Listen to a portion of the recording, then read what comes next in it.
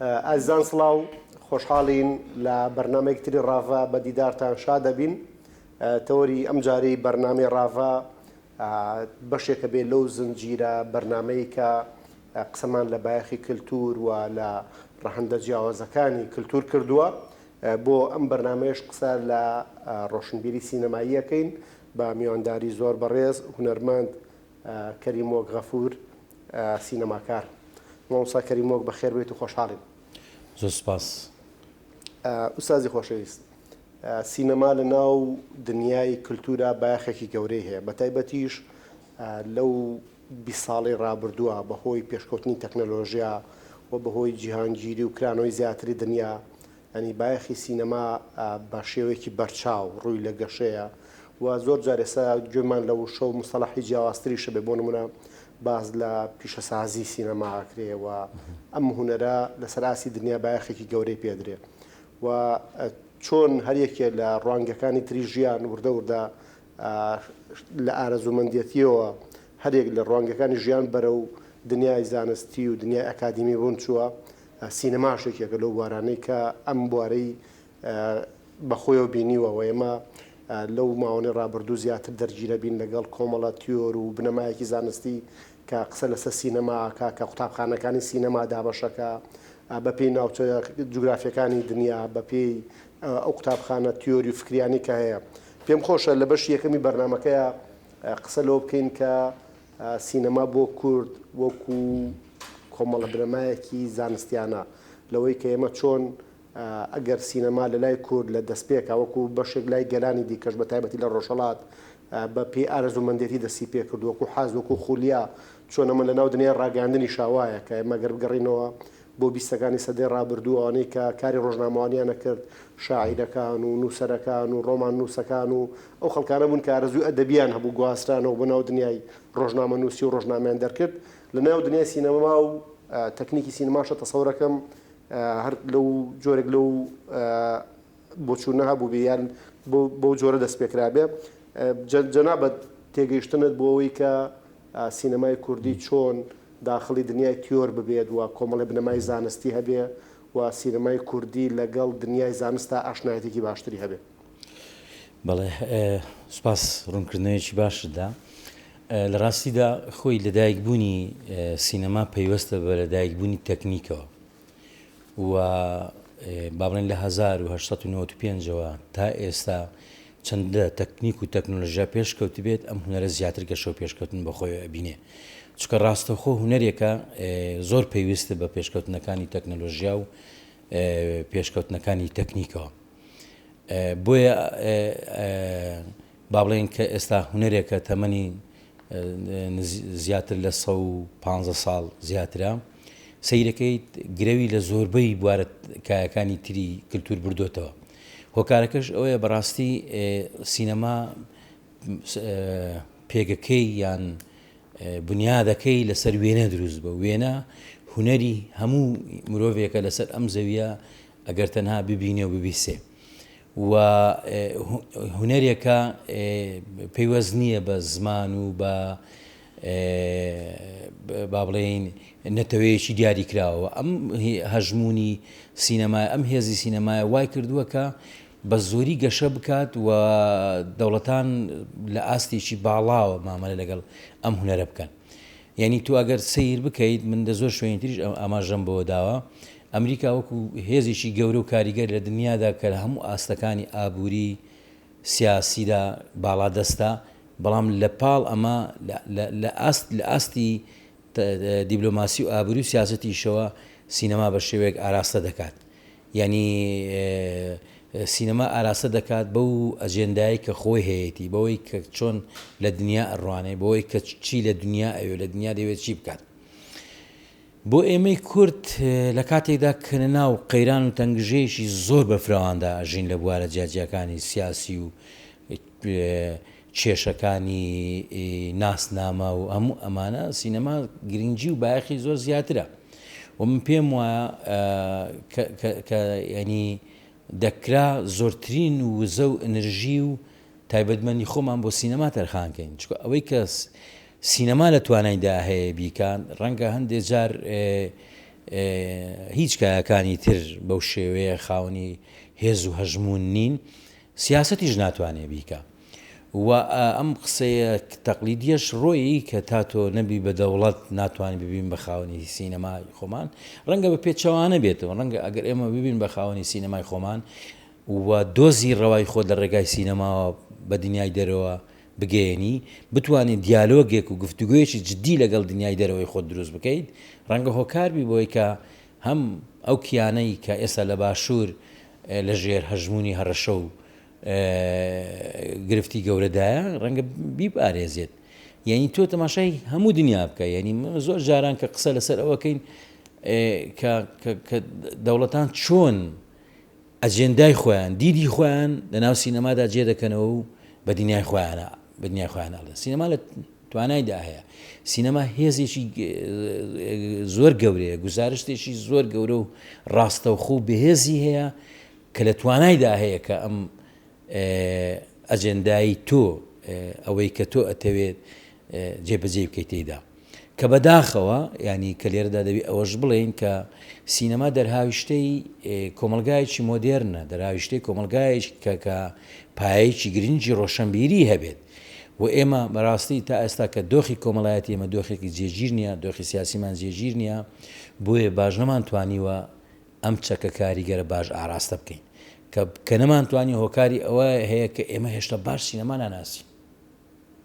ئێستا ئێمە دەسەڵاتداری ئێمە حکوومەتی ئێمە ئەوەی کە ئەم وڵاتە بەڕێوە ئەبا بەداخەوە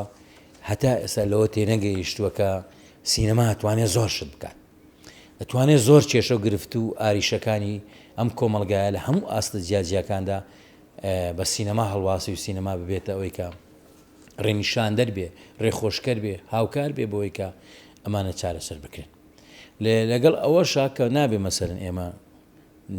کۆمەڵێک هەوڵ نادیدە بگرین بێئومێد بین لەوەی کە لە دوای 2000ەوە کە سینەما لەم باشوورە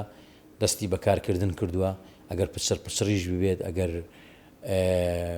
با بڵێن لە ئاستی پێویستیشدا نەبێت کۆمەڵێک فیلمی باش بەرهەم هاتووە کاریگەری داناوە هەر ئەم گفتوگۆیی کە ئێستا جەنابەت دروست کردووە گفتوگۆی لەسەرەکەین هۆکاری ئەوەیە کە سینەماش بۆتە خەمێک و ڕۆژ بە ڕۆژ ئێمە بیر لەوە دەکەینەوە چۆن ئەو خەمە بە ئاراستەیەکی باش ئیشی لەسەر بکەین ماوەسا ئەوەی کە ئەم خەمە چۆن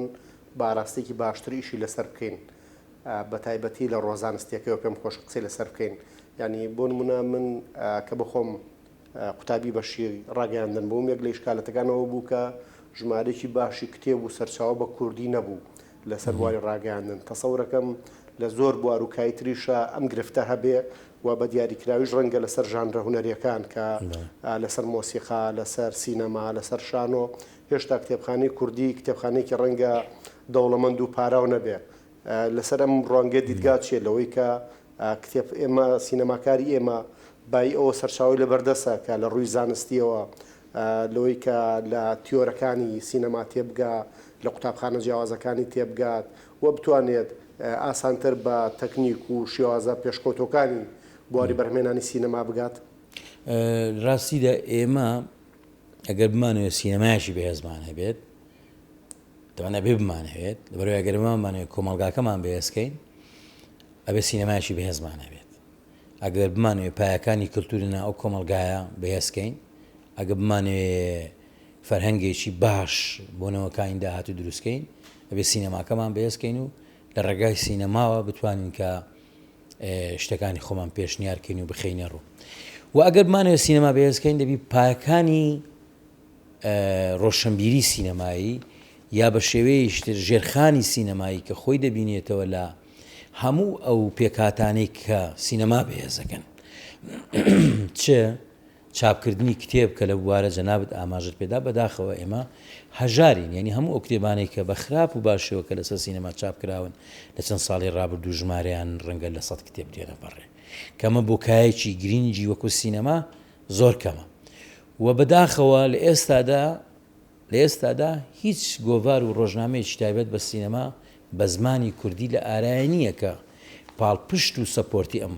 ڕەوتە سینەماییە بکات و ئێمە لە کوردستاندا دوو بەشی فیلمسازیمان لە زانکۆی سەلاحەدین و زانکۆی سلێمانی هەیە کە ساڵانە دەیان تەڵەبە تێیدا بکالورێز وەردەگرێت کە ئەمە خاڵێکی زۆر دڵخۆشکەرە، بەڵام دیسان ئەم بەشانش ئاوڕی جددی لێ نادرێتەوە و بە جددی کاریان لەسەر ناکرێت، وە گرفتی نەبوونی مامۆستایان هەیە، گرفتی نەبوونی سەرچاویان هەیە، گرفتی نەبوونی تەکنیک و تەکنۆلۆژیان لە ئەو بەشانە بوونی هەیە و ئەگەر ئێمە دیسان بمانەوەی کە سینەماکەمان بەهێزکەین دەبێت ئەم بەشانە بەهێزکەین و لە ڕاستیدا ئەم بەشانە یعنی لەم پێگە بچکۆلێ دەبی دەری بهێنین، یعنی بتوانین کە ئینستیتوی گەورەی سینەمایی دروستکەین و لە ڕووی ئەوەی کە پشتگیری دارایی و مادی بۆ سینەما ئەبێ بکرێت زۆر پێویستە چکە سینەما هونەرێکە بە پارە کە لایەنێکی گرنگی دروستکردنی پرۆسەی فیلمسازیە ئەبێ پاڵپشتی بکەین، ئەبێ ساڵانە لە بودجەی دەوڵەتدا پارەی تایبەت و دەستگای تایبەتی بۆ تەرخان بکەین و دەبێ بیرکردنەوەیکی استراتیژیمان بۆ ئەو هونەرە هەبێ، نەک بە شێوێکی زۆر سادە و ڕووکەشانە لێی بڕوانین کە من پێم وایە هەتا ئێستا بۆ قوڵیە لە سینەما ناڕوانرێت. بۆیش کە پاڵپشتیکردنەکە سەپۆرتکردنەکەی لە بوارێکی بەرتەسک و سنوورداردایە. ئیتر کە بمانەوە سینەما بەهێزکەین دەبی هەموو ئەم پایە کەلتوریانەی کە دەبنە هۆکاری سینەما و تەنانەت فێستیڤاڵیش کە چالاکیشی گەورەی سینەماییە کە بێ گەشەی پێ بدرێت، بەڵام ئەوەی کە لە هەمووی گرنگتر زۆر گرنگە و سینەما بەرەو پێش دەبات بریتە لە پێشخستنی ڕەوتی فیلمسازی یان بەرهەمێنانی فیلم کە ئەمە پێویستی بە دروستکردنی دەستگا و دامەزراوی بێسەیە، پێویستە لە ئاستێکی باڵاوە مامەلە لەگەڵ پرۆسەی فیلمسازی بکرێت و پێویستە هەڵسەنگاندنی ساڵانە هەبێ و پێویستە خەڵکی پسپۆر لە بوارەکانە بانگ بکرێن بڵێن چۆن ئێمە بتوانین سینەما گەشە پێ بدەین، بۆی کە ئەم ڕەوتەی کە بە ناوی سینەمای کوردی وەک خۆ جەنابەت ئاماژت پێدا دەستی پێگرتووە بگاتە کەنارێکی ئارام، بگاتە ئاستێک کە ڕۆڵێکی کاریگەر و پۆزتیڤی لەسەر کۆمەلگا و ئاریشەکانی هەبێت. سازی خۆشەویست پێم خۆشە لەسەر و بابەتە بمێنینەوە کە باسیەوەت کرد لە بەشی سینەماکراوەوە لە زانکۆی سەلاحەدین و لە زانکۆی سلێمانیش،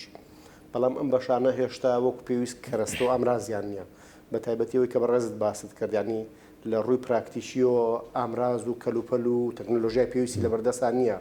لە وەختێکە ئێمە کاڵین ئێمە کۆمەڵە سینەماکارێکی ئەکادیمی بۆ ناو دنیای سینەمای کوردی ئامادە بکەین، بەڕاستی چۆن لەلایەنە تیۆریەکەەوە ئیشکال هەیە لەوەی کە ڕەنگە کۆمەڵە کتێبی باش لە بەردەست نەبێ، ئەوەی کە بەڕێزت باسیەکەی چەند گۆڤار و وێبسایت و بڵاوکراوەیەک نیە لەو بوارەیە، ینی ئیشکالی ئەوەی کە ئامراز و تەکنۆلۆژیای پێویستیش نەبێت بۆ پراکتیکردنی ئەو قوتابی خوێندکارانە، ئەوش بۆ خۆی ڕێگریەکی ترە لەوەی کە ئەوان بەڕاستی دەست و پەنجە نەرم ناکەن لەوەی کە لە ڕووی پراکتیکیەوە لەگەڵ ئەو ئامێر و تەکنۆلۆژیانە بە تایبەتیش کێمە زانین ئێستا ساڵانە تەکنۆلۆژیای بەردەوام تەکنۆلۆژیای تازەیە و تەکنۆلۆژیاکان بەردەوام توانا و ئیمکانیەتی ئیشکردنیان بەرفراوانترە بێ، یعنی ئەو گرفتە چۆنە بینیتەوە لەوەی کە بەشە لە سینەماکارەکانی ئێمە هێشتا پراکتیکی کایەکە ناکەن بە شێوەیەکی زیندوو. پێشتیش ئاماژەم پێدا جەنابیشت هەندێک ئاماژت پێدا ڕوون کردەوە، لە ڕاستیدا زانکۆ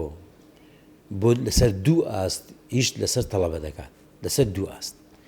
ئاستی تیۆری کە بێ ئەم تەڵەبێتەوە ئامادە بکەیت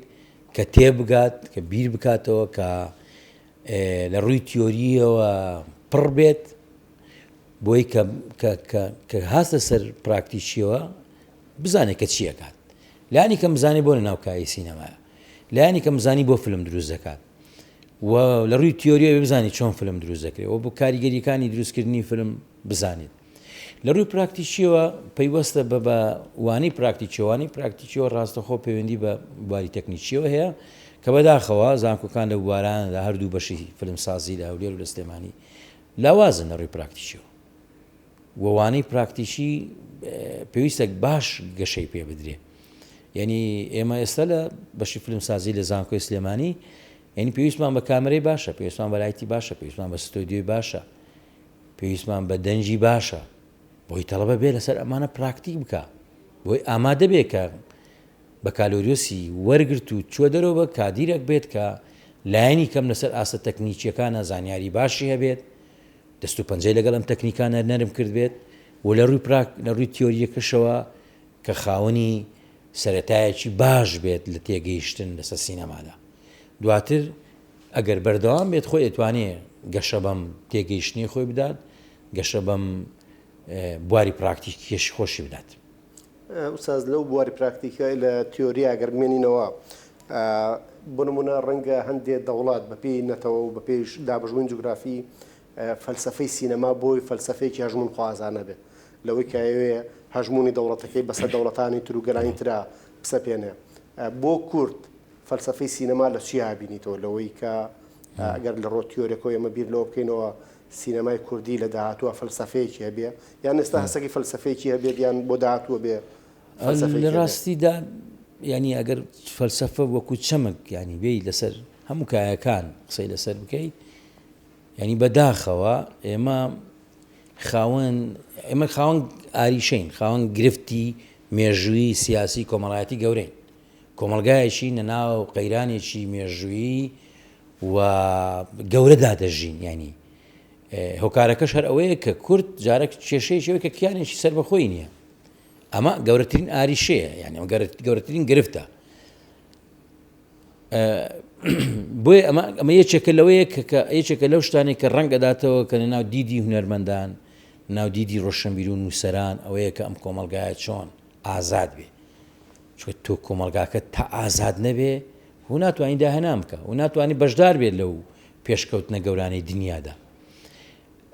فەلسەفەی فکری ئێمە هەر لەسەر ئەو چوارچێوە ئەوە دەسوڕێتەوە. بوونی شوناس، بیرکردنەوە لەوەی کە ئەم شوناسی ئێمە تەوزیف بێ، بەرجەستە بێنە ناو فلمدا، و ئێمە گرفتی ئەوەشمانەیە کە ئەمە ینی ئەم شوناسەمان نەناو نەچێ. یعنی تاچی کوردی هەمیشە لە بەردەم هەڕەشەی نەناو چووندا بووە، هەڕەشەی زمان، هەڕەشەی فەرهەنگ، کلتور، داگیرکردنی خاک. یعنی ئەمە سێ چوار پایەیە کە سێ چوار بەردەوام ئێمە وەکو کاراکتەرێک لە بەردەم ئەم هەڕەشانە داین و ئەمە بۆتە فەلسەفەی کارکردنی ئێمە بەداخەوە. لەگەڵ ئەمەشە کێشەی کۆمەڵایەتیشمان زۆر هەیە. کۆمەلگایەکە تا ئێستا پایەکانی خێڵ لە ناویدا ڕەگ و ڕیشەیدا کوتراوە، تا ئێستا ململانەیەک لە نێو کۆمەلگادا هەیە کە ململانەیەکە بۆ بەرەو پێشچوون نییە، تا ئێستا کۆمەڵک هێزی تارک پەرست لەناو ئەو کۆمەلگایە ئیشەکەن یانێ کۆمەلگا بەرەو پێشەوە بن، تا ئێستا هەندێک هێز هەن بیرکردنەوەی زۆر خراپ لەناو کۆمەلگای ئێمەدا بڵاو ئەکەنەوە. یعنی من وەکو سەرەتاش پێم وتی سینەما بۆ ئێمەی کورد ئەگەر بۆ دنیا 10 جار گرنگ بێت بۆ ئێمە 100 جار گرنگە. یعنی جگە لە کێشە کەینونیەکان، کێشە ئەزەلیەکان،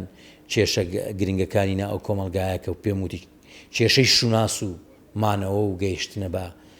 کەنارێکی ئارام بۆ ئەو کۆمەلگایە، کێشەی تری کۆمەڵایەتیشمان هەیە. یعنی ڕۆژانەی ئێمە مەسەلەن هەتا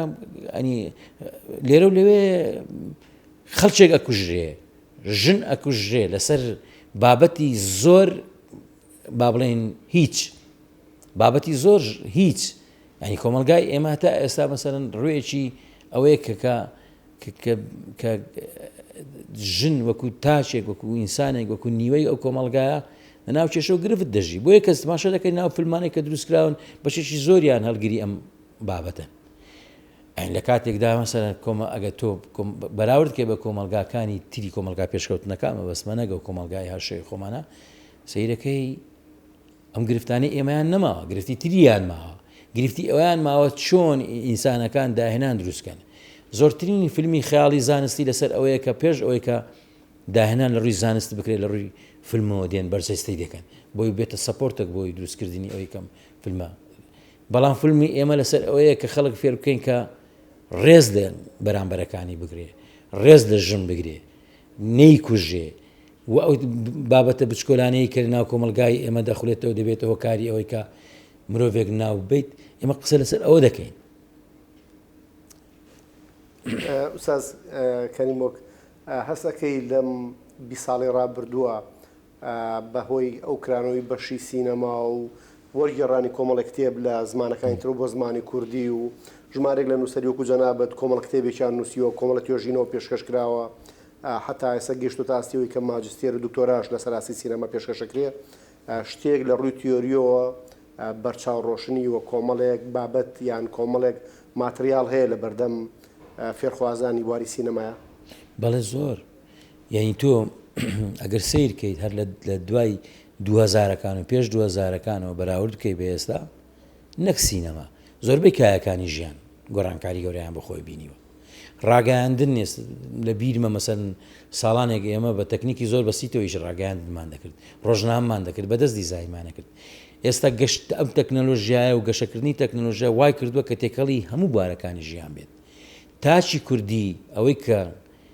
بە هەموو شێوازەکانی ژیانەوە گەشەی گەوری بەخۆی بینیوە و سینەما دابراو نیە لە ژیاندا و چاپەمەنی گەشەیەکی باشی کردووە ئەگەر پێشان ئێمە پێمان وتمان بی کە 5-6 کتێبمانەیە ئێستا کە وتم ڕەنگە نزیک بە 100 کتێبی سینەمایی هەیە بەڵام قسەکە ئەوەیە کە خواستی ئێمە تێر ناکە و ئەگەر پێشتر ئێمە چەند کەسێکمان لە بواری لە زانکۆکاندا خاوەنی بڕوانامەیەکی باڵا بێت ئێستا دەیان دکتۆر و مازستێر لە بواری سینەما هەیە بەڵام دیسان لەبەرەوەی سینەما هونێرێکی گەورەیە باڵایەکی هێندە بەرزی هەیە دیسان ئەمە سەپۆرتی ئەمە ناکە ئەمە پێویستمان بە زیاتر هەیە ئێمە پێویستمان بەوە هەیە کە ساڵان دەیان کتێبی تیۆری باش تەرجەمەی زمانی کوردی بکرێن و بە کوردی بنووسێن بۆی کە پاڵپشتی ئەم ڕەوتە سینەماییە بکات یعنی گەشەکردنەکان لە چاو 20 ساڵی ڕابردوو حتا لە پرۆسەی دروستکردنی فیلمیش هەمووی گەشەکردنی بەخۆی بینیوە بەڵام ئارازوەکان ویستەکان خواستەکانی ئێمە زۆر لەوە زیاترە یعنی سینەما گەرەشێتی بۆی کە تۆ ئەگە بتانی پێشبڕشەی دنیا بکەی لە خستنە ڕووی گرفت و ئاریشەکانی خۆت پێویستت بە تەکنیکی باشتر هێز و وزەی باشتر جیهانبینی باشتر و فەلسەفەی ئاراستەکردنی سینەما بە شێوەیەکی باشتر. ئوستاز هەرچەندە ڕەنگە بەشێ لە وەڵامی پرسیارەکەمی تیاابێ بەڵام لە ڕووی کارکتەرەوە یانی ئەوەی کە لەم 20 ساڵی ڕابردوو ئێمە ئێستا خاوەنی وزەیەکی مرۆیی باشین هەستەکەی کۆمەڵی سینەماکاری باش کۆمەڵێک گەنجی خوێندەوار بە خاوەنی ڕوئیە هاتوێتنە مەیدانەکە و ئێستا لە ڕۆ مرۆیەکەوە ینی سەرباریەوەی کە تەکنیک پێشکەوتووە لایانی تۆریەک گەشەی کردووە کۆلێج کراوەتەوە هەستەکەی ئێستا توانایەکی مرۆیی خەمڵی و باشترە لە ڕابردوو چەند ساڵ لەمە پێشەگەرمە فیلمێکمان دروست کرد بایە زۆربەی کادرەکانی پشتی کامێرا یا فارس بوون یا تورک بوون یا عەرەب بوون ئێستا کە فیلم لەم وڵاتە و لەم شارە دروست دەکرێت تەواوی کادرەکانی خۆت هیت و خۆتن یعنی ئێستا کۆمەڵێک کادری زۆر باش پەروەردە بوون کە دەتوانێت فیلم لەم وڵاتە دروست کرێت و پێشتر ئێمە نەمانەتوانین تەنانەت بۆ دیۆپیەک بۆ وێنەگرێک دەبووە لە دەرەوەی کوردستان بێنین بۆ دەنگێک لە دەرەوەی کوردستان بێنین بۆ هەموو ئەو کروانە یا بڵێ ئەو ستافانێک کە فیلمی تێدا دروست دەکرا دەبووە لە دەرەوەی کوردستان بێنین ئێستا فیلم لە کوردستان دروست دەکرێت بە کادری ناوخۆ بەڵام قسەکەیمە لەسەر ئەوەیە کە لە ئاستی پێویستانیە یعنی تۆ مەسەرەن ئەگەر بێت و پرۆسی فیلمسازی پێش بخەی دەیان کەسی پێویستە کە کامەرەمان بێت دیۆپی بێ و دەیان کەس دەبێت لە بواری دەنگ لە بواری دیزاین لە بواری مۆنتاژ لە بواری ڕنگ لە بواری دیزاینی دەنگ لە بواری ینی پێکاتەکانی تری فیلمسازی ژمارەکان هەن بەس کەمن و ئەگە بمانێ ئەو ڕۆتە بەهێزکەین ئەبێ ئەم ژماران زیاترکەین و خۆشبەختانە زیاتریش دەکرێت چکە بوونی سۆسیال میدیا یان بوونی ئەو کۆنتاکتە بەهێزەی کۆمەلگای کردی لەگە دنیای دەرەوە هەیەی لە ڕێگەی سۆسیال میدیاوە دەبێتە هۆکاری ئەوەی کە بەهێز بێت بەڵام ئەگەر ئەمە بمانێ خێراتری بکەین ئەبێ کاری لەسەر بکەین ئەبێ پلانی باشتری بۆ دابنین.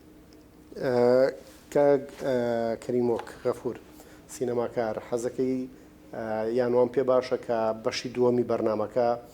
گفتوگوی زیاتر بکەین بە تایبەتیش لەو ڕانگەیەوە کە بازاری هەرێمی کوردستان و بازاری فیلمی کوردی چەند زمینەیەوەی هەیە بازارێکی بازرگانی بۆ سینەماکاران دروستکەوە دەرفەتی دروستکردنی سینەمای کوردی چۆن ڕوتێکی ئاسایتر وەرگری یان ڕوتێکی خێراتر وەرگێ ئەم تەوەرە گفتوگۆکەینەوە دووبار لەگەڵ جەنابەت بە شیەکەمی بەرنامەکەمان کۆتاییات و سوپاس مامەدەبوونی جەنابەت. سوپاس بۆ ئێوەش. ئازیزان بەم جۆرە هاتینە کۆتایی بەرنامەی ڕاڤا بەشی یەکەم و لە بەشی دووەمە گفتوگۆکەمان بەردەوامیە بێت لەگەڵ هونەرمەند کەریم غەفور سینەماکار و هونەرمەند و هاوکاتیش مامۆستای زانکۆ. خواتان لەگەڵ بێت.